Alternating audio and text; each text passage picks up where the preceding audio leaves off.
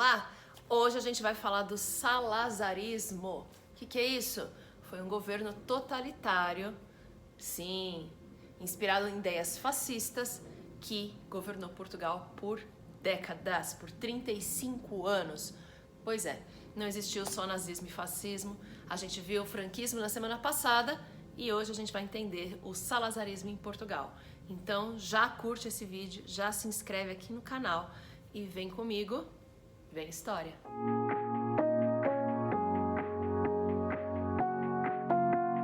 O que estava acontecendo com Portugal para Portugal se tornar uma ditadura? Bom, lá no início do século XX, Portugal se tornou uma república, só que foi justo nesse período que uma série de problemas aconteceram. A gente teve a Primeira Guerra Mundial, a gente teve a crise de 29, o que deixou a economia de Portugal bastante abalada. E isso permitiu com que a população ficasse bastante desesperada e apoiasse um golpe de Estado militar. Pois é, eles vão apoiar que os militares tomem o poder para arrumar a situação toda. A gente já sabe onde é que isso vai dar, né?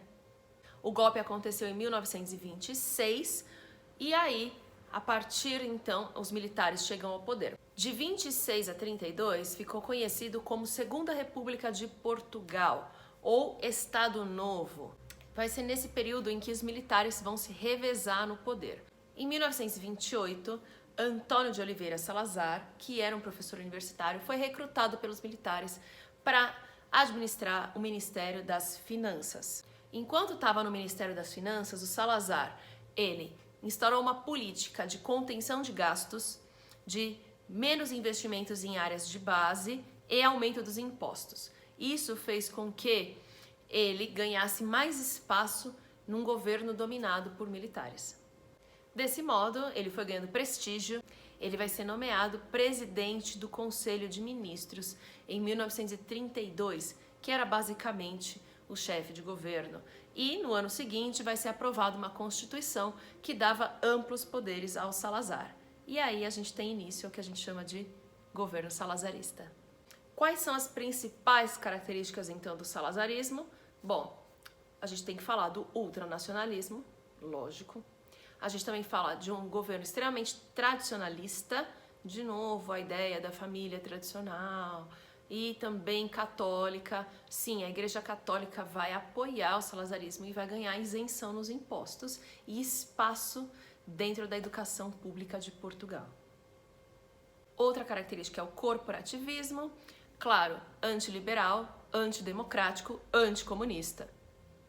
E algo muito importante, colonialista.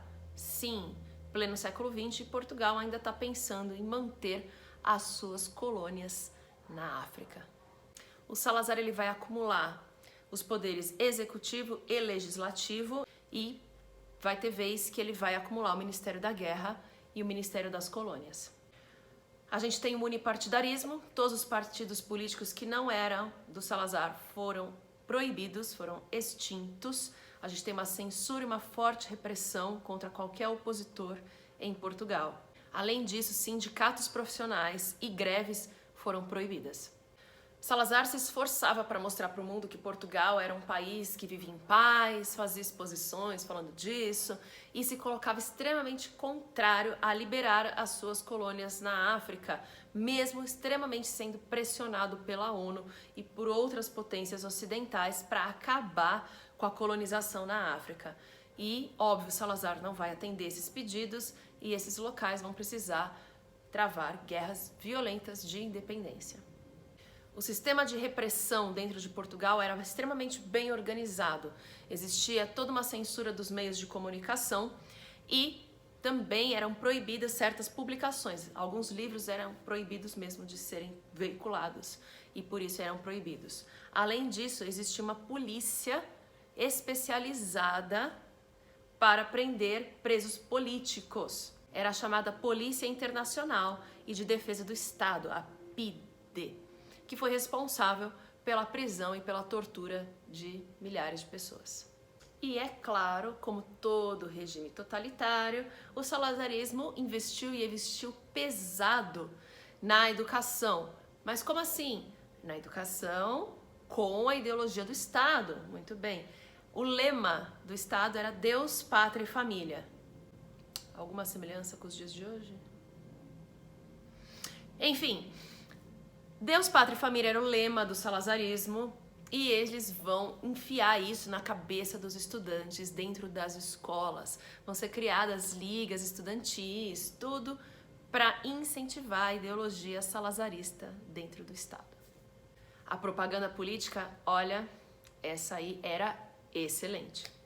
A imagem do Salazar era espalhada em toda parte e ele era falado, né? A propaganda falava dele como se ele fosse o cara perfeito para liderar Portugal e salvar Portugal de todas as ameaças e de todos os problemas sociais e econômicos. Uau! Em 1949, Portugal confirmou ser mesmo anticomunista quando entrou para a OTAN. Sim, essa mesma Organização do Tratado do Atlântico Norte, essa liderada pelos Estados Unidos, essa mesma da guerra da Ucrânia. A partir da década de 60, as colônias portuguesas na África entram em processos de independência, guerra mesmo contra Portugal, e isso vai fazer com que Portugal tenha um desgaste social e econômico muito elevado. Em 1968, Salazar adoece e ele vai ser substituído por outra pessoa, um cara chamado Marcelo Caetano. O regime salazarista vai terminar em 1974 com a Revolução dos Cravos. E por que é que aconteceu a Revolução dos Cravos? O que foi isso? Na verdade, a população de Portugal já estava de saco cheio, já estava cansada, desgastada com as guerras coloniais de independência. Isso estava causando tanto uma crítica imensa a Portugal, quanto a problemas sociais e econômicos mesmo ao país. E isso vai fazer, então, com que as próprias Forças Armadas se coloquem contra o Salazar. Olha que interessante, né? Os caras colocam ele no poder e agora vão tirar. Os militares forçaram a deposição de Marcelo Caetano, que acabou fugindo para onde? Para o Brasil. Pois é. E a população, então, saiu às ruas para comemorar o fim da ditadura. E os militares, junto com a população, espalharam cravos pelas ruas, colocando realmente a flor vermelhinha lá do cravo nos canos das armas, simbolizando, então, finalmente o fim deste período ditatorial.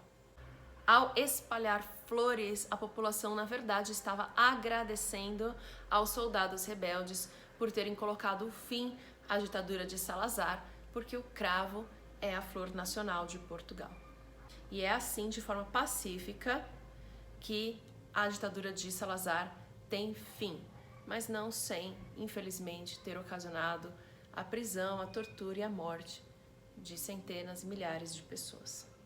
Todo regime totalitário tem o seu preço, e o preço normalmente são vidas das pessoas inocentes, de todo mundo que discordou, todo mundo que se colocou contra. Então a gente não tem como defender isso, gente. Não dá para defender fascismo, nazismo, franquismo, salazarismo. É tudo farinha do mesmo saco e é tudo horrível para a população. Como sempre, dando poder a uma pessoa e jogando o restante da população sempre aos pontapés. Então eu espero que você tenha gostado do vídeo. E se você gostou, já curte, já se inscreve no canal e já pode esperar o próximo vídeo na próxima semana. Beijos e tchau!